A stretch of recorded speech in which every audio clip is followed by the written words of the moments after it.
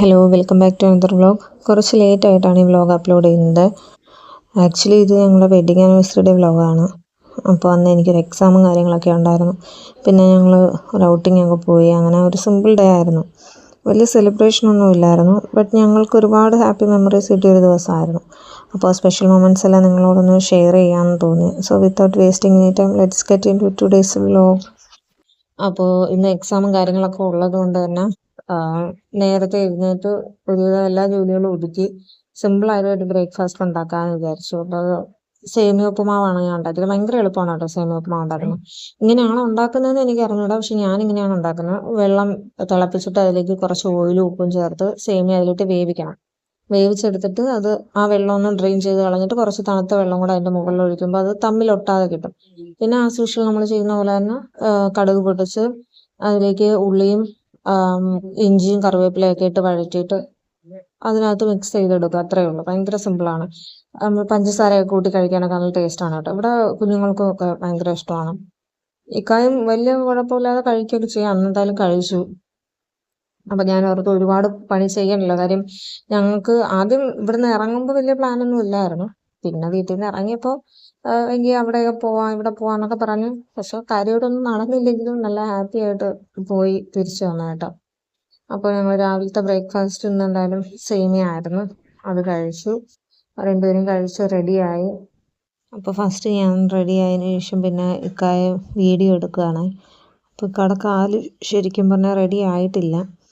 കുറച്ചുകൂടെ സമയമെടുക്കുമെന്നാണ് ഡോക്ടർ പറഞ്ഞത്. അപ്പോൾ ഞങ്ങൾ ഓർത്ത് എന്തായാലും ഇക്ക നേരത്തെ തീരുമാനിച്ചത് തന്നെ എക്സാമിന് കൊണ്ടുപോകാമെന്ന് നേരത്തെ പറഞ്ഞതുകൊണ്ട് ഇന്നൊരു ദിവസം കൂടെ ഒന്ന് പുറത്ത് പോയിട്ട് റെസ്റ്റ് എടുക്കാമെന്നും പറഞ്ഞ് ഇരിക്കുക. കാര്യം ഒന്നാമത് വെഡ്ഡിങ് ആനിവേഴ്സറിയും കൂടെ ആണല്ലോ. അപ്പോൾ ഒന്ന് പുറത്ത് പോകാമെന്ന് വിചാരിച്ചു. അങ്ങനെ സ്കൂട്ടി ഞാനല്ല കേട്ടോ എടുക്കുന്നത്. ഞാനിത് ഇവിടുന്ന് ഫ്രണ്ടിലോട്ട് ഇറക്കി വെച്ച് കൊടുക്കത്തുള്ളൂ. ഇക്കാക്ക് ഈ ഗ്യാപ്പിലോട്ട് കയറി എടുക്കാൻ പറ്റത്തില്ല.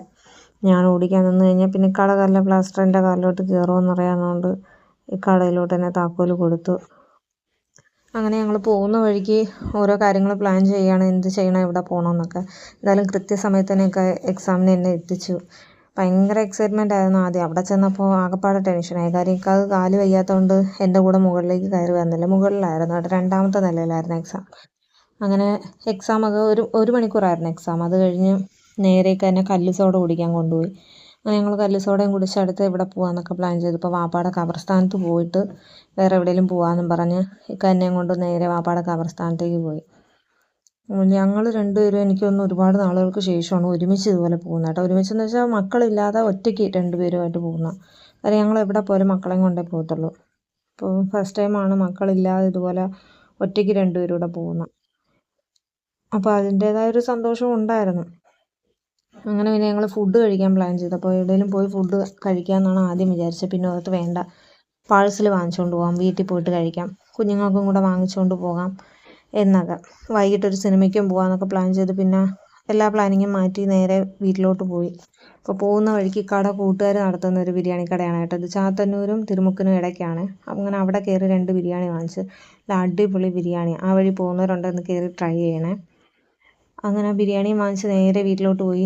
വിശപ്പും എല്ലാം കൊണ്ട് ധൃതി വെച്ച് വീഡിയോ ഒന്നും ആദ്യം എടുത്തില്ല. കഴിച്ച് തീരാറായപ്പോഴേക്കും പറഞ്ഞു, നീ വീഡിയോ എടുത്തോ. അങ്ങനെ ഞാൻ പിന്നെ അപ്പോഴാണ് വീഡിയോ എടുക്കുന്നത്. അതെല്ലാം കഴിഞ്ഞ് കുറച്ച് നേരം ഒന്ന് റെസ്റ്റ് എടുത്തപ്പോഴേക്കും മക്കൾ വരാനുള്ള സമയമായി. പിന്നെ പോയി മക്കളെ വിളിച്ചുകൊണ്ട് വന്ന് അവർക്ക് മാറ്റി വെച്ച ബിരിയാണി അവർക്ക് കഴിക്കാൻ എടുത്തു കൊടുത്തു. അങ്ങനെ അവർക്കും ഇഷ്ടപ്പെട്ടു. അവരും പറഞ്ഞു അടിപൊളിയാണ്.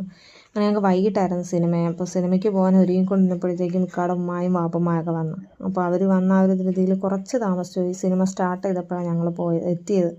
അപ്പോൾ പിന്നെ ബാക്കിയുള്ള വീഡിയോസ് ഒന്നും എടുത്തില്ല. അപ്പോൾ ഓക്കെ, ബൈ.